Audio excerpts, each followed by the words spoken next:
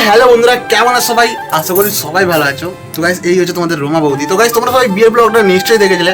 তো গাইস, বিয়ের পর ফার্স্ট টাইম ওখানে ঘুরতে যাবো, তাও আর কোথায় জানো? আমাদের উলুবেড়িয়া কালী মন্দিরে। তো গাইস, আমাদের উলুবেড়িয়া কালী মন্দিরের নিশ্চয়ই তোমরা নাম শুনেছো, তোমরা গিয়েছো। তো গাইস, আজকের ব্লগটা সেখানেরই হতে চলেছে। ফুল ভিডিওটা দেখতে থাকো, অনেক মজা হবে। চলো গাইস। তারপর রেডি হয়ে বেরিয়ে পড়লাম উলুবেড়িয়া কালী মন্দিরে যাবো বলে দুজনে। তো গাইস, আমরা বাইক নিয়ে যাচ্ছিলাম, সঙ্গে আমার দুটো বন্ধু যাচ্ছিল, আর আমার শখের নারী তো পিছনে বসেই আছে, দেখতে পাচ্ছ। তোমরা তো জানো তোমাদের শুভজিৎদা নতুন বিয়ে করেছে, আর তোমার বিয়ের ব্লগটা নিশ্চয়ই দেখেছো। আর না যদি দেখে থাকো গাইস, দেখে আসো, আমার মোবাইলে পোস্ট করা আছে অনেক দারুণ একটা ব্লগ। তোমরা যদি পালিয়ে বিয়ে করতে যাও তাহলে গাইস ওই ব্লগটা তোমাদের জন্য বেস্ট হতে চলেছে। আর তারপর আমরা উলুবেড়িয়া কালী মন্দিরে অলরেডি চলে আসি, এটা হচ্ছে মেন গেট। আর উলুবেড়িয়া কালী মন্দিরে এসে এখানে যে পার্কিং পয়েন্ট দেখতে পাচ্ছ, এখানে তোমরা বাইক রাখতে পারবে। তারপর এর সামনেই হচ্ছে মায়ের কালী মন্দির, আর এই যে আগুন জ্বলছে দেখতে পাচ্ছ, এটা হচ্ছে বলা হয় মায়ের ধূপদানি। এখানে মাকে স্মরণ করে ধূপ জ্বালানো হয়, কারণ ভেতরে ধূপ জ্বালাবার জায়গা নেই। তো গাইস, চলো মন্দিরের ভিতরে গিয়ে দেখাই। তো মন্দিরের ভিতরে অলরেডি প্রবেশ করে ফেলেছি, এখানে মাকে দর্শন করাবো, কি কি ঠাকুর আছে সেগুলো দেখাবো। চলো গাইস, মাকে একটু প্রণাম করে নিই, তারপর তোমাদেরকে ঠাকুরগুলোকে দেখাচ্ছি। তারপর মাকে প্রণাম করার পর মায়ের আরতি শুরু হয়ে যায়, যেখানে তোমরা মায়ের পুজো দিতে পারবে, আর এখানে তোমরা চাইলে মায়ের প্রসাদও খেতে পারবে। আর এই হলো মা শ্রী শ্রী আনন্দময়ী কালী মা। আর মায়ের মন্দিরের পাশেই রয়েছে বাবা ভোলেনাথের মন্দির, তার পাশে রয়েছে সাবিত্রী সত্যবানের মন্দির, তারপরে আছে রাধা কৃষ্ণর মন্দির, তারপর আছে গৌর নিতাই এবং জগন্নাথের মন্দির।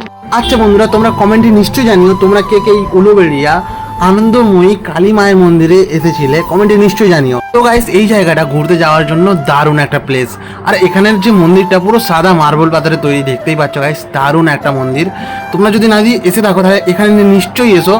তো এর পাশেই আছে সুন্দর গঙ্গা নদী, যেখানে তোমরা স্নান করতে পারবে, তোমার প্রিয় মানুষগুলোর সঙ্গে, ফ্যামিলির মানুষগুলোর সঙ্গে সময় কাটাতে পারবে। তো বন্ধুরা, উলুবেড়িয়া কালী মন্দিরের লোকেশন না যদি কেউ জেনে থাকো, তার জন্য বলছি গাইস, হাওড়া জেলায় উলুবেড়িয়া স্টেশনে আসতে হবে। উলুবেড়িয়া স্টেশনে নেবেই এখান থেকে তোমরা টোটো যাও না যাও গাড়ি পেয়ে যাবে। তো সোজা বলবে কালী মন্দির যাব, তো সোজা তোমাকে এখানে নিয়ে চলে আসবে। তো বন্ধুরা, এই জায়গাটা কাপলসদের জন্য আরো দারুণ হতে চলেছে গাইস। কি সুন্দর একটা বিকেল দেখো, এই বিকেলের টাইমে তোমরা যদি আসো এই গঙ্গা নদীর ধারে গাইস, দারুণ তোমরা তোমাদের প্রিয় মানুষের সঙ্গে একটা সময় কাটাতে পারবে।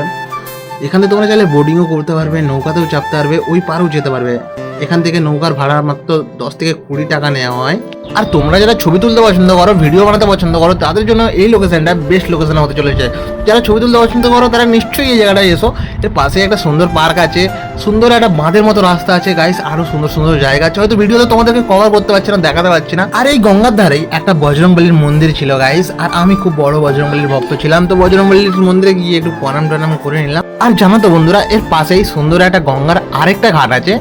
আর এই উলুবেড়িয়া কালী মন্দিরের যে অপরদিকের ঘাটটা আছে, ওইখানে গেলে নৌকায় করে যেতে হয়, আর আমরা এখন নৌকায় করেই যাচ্ছি, যেখানে নৌকা পার করে যেতে গেলে মাত্র 5 টাকা ভাড়া নেয়। চলো গাইস, তোমাদেরকে সেই ঘাটটা দেখাচ্ছি। আর এই ঘাটটায় আসতে গেলে ওই যে সামনে দূরে যে নৌকাটা দেখতে পাচ্ছ, ওই নৌকাটাও ওই পার থেকে এই পারে নিয়ে আসে, তার জন্য 5 টাকা নেয়, ঠিক আছে? আর তোমরাও চাইলে সহজেই আসতে পারবে এখানে। তো তারপর সন্ধ্যা হয়ে গেছিলো গাইস, বাড়ির দিকে রওনা হয়ে যাবো। তার আগে কিছু পেট পুজো করতে হবে। আর এই উলুবেড়িয়া কালী মন্দিরের এই দিকেই অনেক রেস্টুরেন্টও পেয়ে যাবে তোমরা, আর ওখানেই তোমরা খাওয়া দাওয়ার জন্য সবকিছু পেয়ে যাবে। আর আমাদের দেরি হয়ে যাচ্ছিল, বাড়ি ফিরতে হবে। আর আজকের ভিডিওটা এখানে শেষ করছি। তোমাদের যদি ভিডিওটা একটু ভালো লেগে থাকে তাহলে লাইক করে তোমাদের সুদার পাশে দেখো গাইস। আবার দেখাবো নতুন একটা ভিডিওর সঙ্গে, ততদিন সবাই ভালো থেকো গাইস।